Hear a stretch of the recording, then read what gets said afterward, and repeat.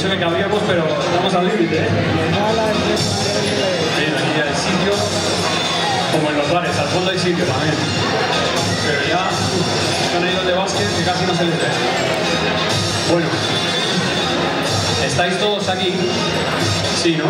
Poneros un poquito más para acá. Apiñaros un poquito más, vale.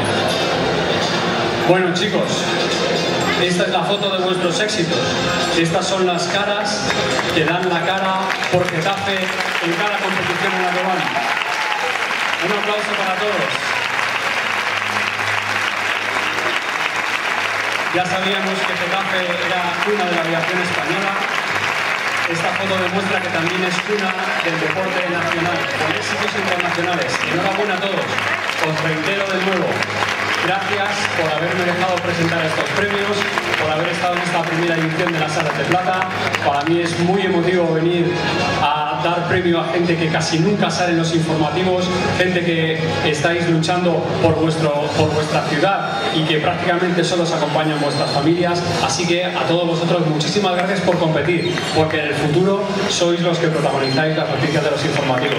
Muchísimas gracias a vosotros también. Hasta el año que viene. Que sigáis compitiendo. Chao.